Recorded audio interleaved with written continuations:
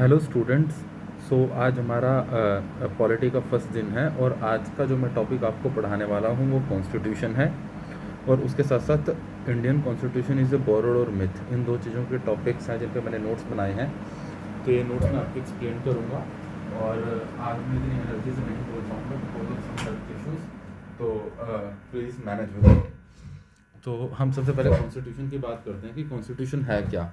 जो हमारा कॉन्स्टिट्यूशन है वो बेसिकली कुछ फंडामेंटल प्रिंसिपल्स का एग्रीगेट है और कुछ इस्टेब्लिश प्रेसिडेंट्स हैं जो कॉन्स्टिट्यूट करते हैं लीगल बेसिस ऑफ कंट्री। यानी कि कुछ फंडामेंटल प्रिंसिपल्स हैं और कुछ प्रेसिडेंट हैं जिनको मिला के एक देश को चलाने के लिए लीगल प्रिंसिपल बनाए गए हैं और जो डिटरमिन करते हैं कि एक देश को कैसे गवर्न किया जाना चाहिए। ठीक है। उसके बाद कुछ डाटा इंपॉर्टेंट है कि कॉन्स्टिट्यूंट असेंबली में फ्रेम किया गया था 1946, framed by the constituent assembly under the cabinet mission plan के अंदर ये बना था। और उसके बाद इसमें 11 सेशन हुए हैं। 11 सेशन में से जो 2 साल 11 महीने और 18 दिन लगे थे इसको बनाने के अंदर। तब डिस्कस करते हैं कि हम इम्पोर्टेंस कॉन्स्टिट्यूशन की क्या है।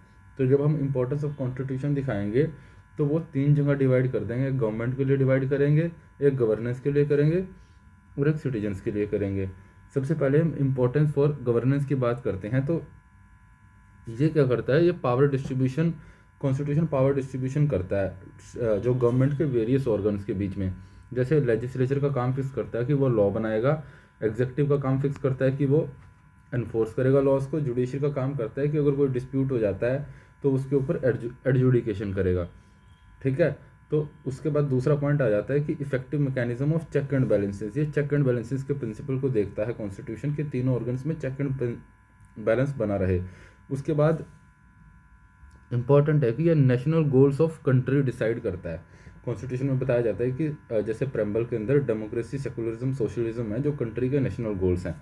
उसके बाद गवर्नमेंट के लिए क्या इंपॉर्टेंट है, सबसे पहले गवर्नमेंट के ऊपर लिमिटेशन रखता है, उसको आर्बिट्रेरी पावर्स यूज़ करने से या फिर उसको आर्थिक गवर्नमेंट बनने से रोकता है। जैसे उसने फंडामेंटल राइट्स, इसका एक एग्जांपल है।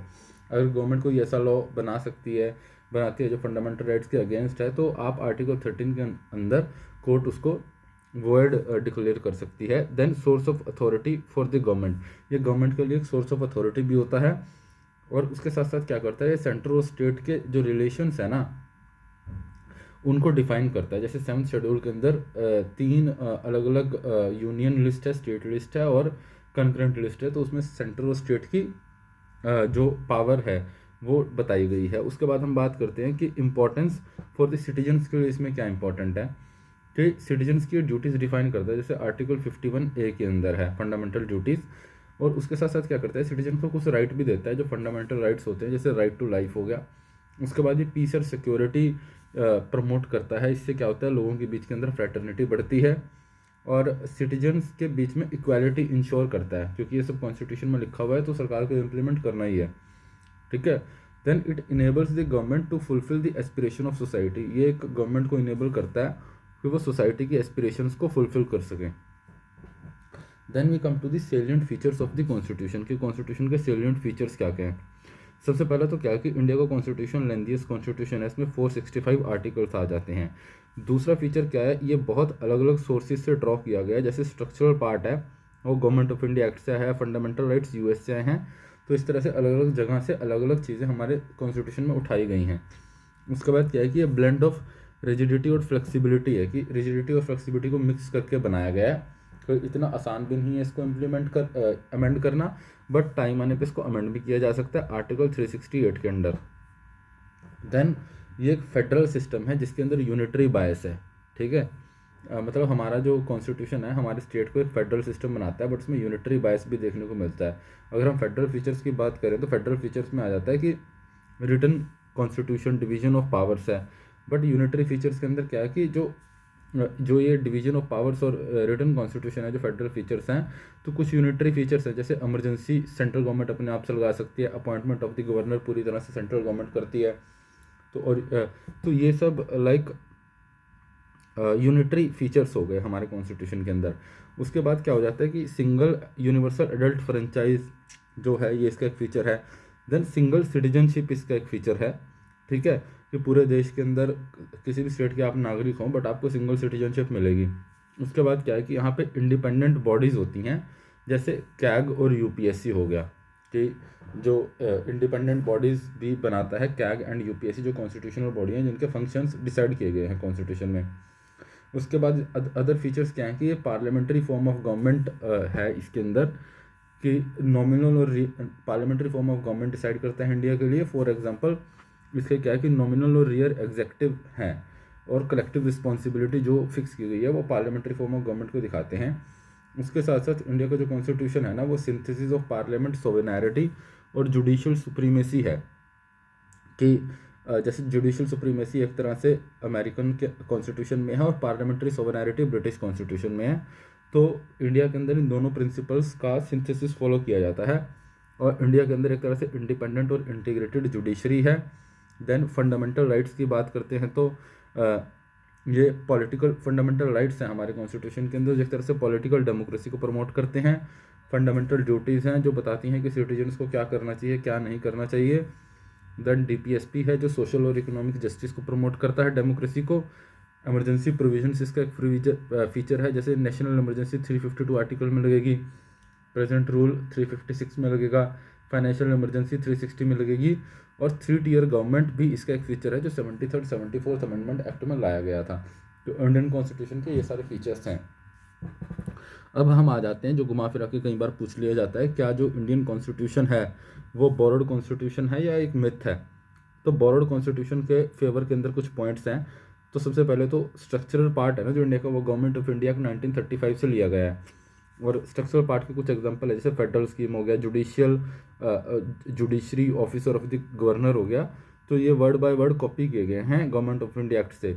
उसके बाद पॉलिटिकल पार्ट हो जाता है, पॉलिटिकल पार्ट यूके से लिया गया है, जैसे पार्लियामेंट्री फॉर्म ऑफ गवर्नमेंट हो गया, कैबिनेट सिस्टम और रूल ऑफ लॉ, ये यूके से मतलब ब्रिटिशर्स कॉन्स्टिट्यूशन से लिया गया है।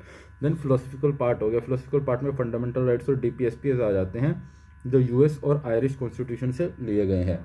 देन फ्रेंच कॉन्स्टिट्यूशन से लिबर्टी, इक्वालिटी, फ्रेटर्निटी लिया गया है। साउथ अफ्रीकन कॉन्स्टिट्यूशन से हमारा कॉन्स्टिट्यूशन किस तरह से अमेंड होगा ये सब लिया गया है। तो ये सब दिखाते हैं कि हमारा कॉन्स्टिट्यूशन है ना वो एक बोर्ड कॉन्स्टिट्यूशन है। हालांकि इसके ऊपर आप 3 पॉइंट्स और लिख सकते हैं। ये पॉइंट्स आप लक्ष्मीकांत के चैप्टर 3 से उठा सकते हैं, जो आखिरी में एक बॉक्स बना हुआ है, उसमें यह भी बताया गया है कि अलग अलग 2-3 देश और कौन से हैं जहाँ से अलग अलग चीज़ें ली गई हैं, ठीक है। बट अब इसके काउंटर आर्ग्यूमेंट कि भाई ये मिथ क्यों है कि हमारा कॉन्स्टिट्यूशन एक पैच वर्क बोरोड नहीं है, थोड़ा बहुत इनोवेशन भी इसमें देखने को मिलती है। पहला तो यह है कि कुछ देर आर दी सर्टन कुछ बेसिक फीचर्स हैं जो सारे दुनिया के कॉन्स्टिट्यूशन के अंदर कॉमन है और वो ओवरलैप करते हैं। ऐसा नहीं है कि वो सिर्फ यूके के कॉन्स्टिट्यूशन में, अमेरिकन कॉन्स्टिट्यूशन में, सारे देशों के कॉन्स्टिट्यूशन में है, इस वजह से वो इंडिया के कॉन्स्टिट्यूशन में भी है, जैसे लिबर्टी और इक्वालिटी हो गया। फिर दूसरा क्या हो गया, the constitution assembly did not blindly copied the provision but modified it according to the need of aspiration. कि जो हमारी कॉन्स्टिट्यूशनल असेंबली थी ना, उसने किसी भी देश के प्रोविजन को अंधे तरीके से ब्लाइंडली कॉपी नहीं कर लिया, उन्होंने मॉडिफाई किया उनको और इंडिया की एस्पिरेशंस के अकॉर्डिंग उनको ढाला। जैसे कि जो सेकुलरिज्म है, तो वेस्टर्न कंटेक्स्ट के अंदर सेकुलरिज्म कंप्लीट सेपरेशन है स्टेट का रिलीजन से, बट इंडिया के कंटेक्स्ट में सेकुलरिज्म प्रैक्टिस किया जाता है। बट इसका मतलब है कि जो इंडिया का स्टेट है ना, वो सारे रिलीजियस को इक्वली ट्रीट करेगा, उनको प्रमोट करेगा। तो इस तरह से हमने प्रिंसिपल तो लिया वेस्टर्न कंट्री से, बस उसको अडाप्ट कर दिया इंडियन कंट्रीज के अकॉर्डिंग। अब आ जाते हैं हम कि Indian constitution has tried to encompass the need of minority and backward section. कि इंडिया कॉन्स्टिट्यूशन के अंदर स्पेशल प्रोविजन है माइनॉरिटी को प्रोटेक्ट करने के लिए और बैकवर्ड सेक्शंस को प्रोटेक्ट करने के लिए। इसका एग्जांपल क्या है कि शेड्यूल्ड और ट्राइब एरिया से रिलेटेड जो शेड्यूल 6 और 7 5 और 6 है ना, हमने अपने कॉन्स्टिट्यूशन में ऐड किया है, ये कहीं और नहीं मिलेगा आपको। फिर चौथा पॉइंट क्या आ गया कि इंडियन कॉन्स्टिट्यूशन ने ट्राई किया है कि वो एग्जिस्टिंग सोशल और इकोनॉमिक डिवाइड है ना कंट्री में, उसको ब्रिज कर सके और एक ट्रांसफॉर्मेटिव डॉक्यूमेंट बन सके, ठीक है। कि सोशो इकोनॉमिक डिवाइड को ब्रिज करे और एक ट्रांसफॉर्मेटिव डॉक्यूमेंट की तरह काम करे। जैसे यूनिवर्सल एडल्ट फ्रेंचाइज है ना, इंडिया में 1950 के अंदर ही ले आया गया था जब कॉन्स्टिट्यूशन अप्लाई हुआ था। ऐसा नहीं किया कि दूसरे कॉन्स्टिट्यूशन की तरह ये पहले आपने सिलेक्टिव फ्रेंचाइज दिया, उसके बाद आप एडल्ट फ्रेंचाइज के ऊपर गए, universal adult franchise. Then Indian constitution एक लिविंग डॉक्यूमेंट है। इसको लिविंग डॉक्यूमेंट क्यों बोलते हैं कि चेंजिंग टाइम और चेंजिंग नीड के अकॉर्डिंग इसको अपने ढालने की क्षमता रखता है और ये इवॉल्व होता है, ठीक है। और ये सेंसिटिव और रेलेवेंट बना रहता है कंटेम्प्रेरी इश्यूज़ के। जैसे अभी कॉन्स्टिट्यूशनल अमेंडमेंट से जीएसटी ले आया, तो देश की नीड थी कि किसी तरह से जो स्टेट सब्जेक्ट है उस स्टेट सब्जेक्ट के अंदर टैक्स के जो पावर्स हैं उनके ऊपर यूनिफॉर्म लॉ बनाया जाए, तो कॉन्स्टिट्यूशन को अमेंड किया गया। पंचायती राज सिस्टम हो गया, राइट टू प्राइवेसी जो हम टाइम टू टाइम लाए, तो ये भी दिखाता है कि जब समय की ज़रूरत थी तो जैसे समय की ज़रूरत के अकॉर्डिंग इंडिया का कॉन्स्टिट्यूशन ढला है। जैसे अभी डिजिटल इंडिया का ज़माना चल रहा है, ठीक है, तो वहाँ पे क्या प्रिवेसी भी बहुत ज़रूरी होती है, नहीं तो आप डिजिटल डोमेन में आपकी सारी इन्फॉर्मेशन आ जाएगी। तो कॉन्स्टिट्यूशन अमेंड किया गया। अब क्या कि इंडिया का अब कॉन्स्टिट्यूशन हम इसको कंक्लूड क्या कर सकते हैं कि जो इंडिया का कॉन्स्टिट्यूशन है ना, although it may be termed as bag of, इसको बोरविंग का बैग बोला जा सकता है, बट एक मास्टरपीस है, ठीक है, जिसको ड्राफ्ट किया गया है सूटेबल स्पाइसेस और अल्ट्रेशन डाल के, ताकि भारत के लोगों के लिए एक टेस्टी डिश बनाई जा सके। तो बड़ा फ्लोरिश हो गया, ये ऐसे में यूज़ हो सकता है, ठीक है, कि भाई लाइक इंडिया का जो कॉन्स्टिट्यूशन है वो बोर्ड तो है, बट वो मास्टरपीस ड्राफ्ट किया गया कि इंडिया के लोगों को टेस्टी खाना दिया जाए कॉन्स्टिट्यूशन के रूप में, उसमें कुछ स्पाइसेस लोकल डाल दी गई। तो आई होप कि ये पढ़ के आपको समझ आया होगा ये दोनों टॉपिक्स। आई एम सॉरी थोड़ा मैं ठीक से नहीं बोल पाया because of my health. All the best.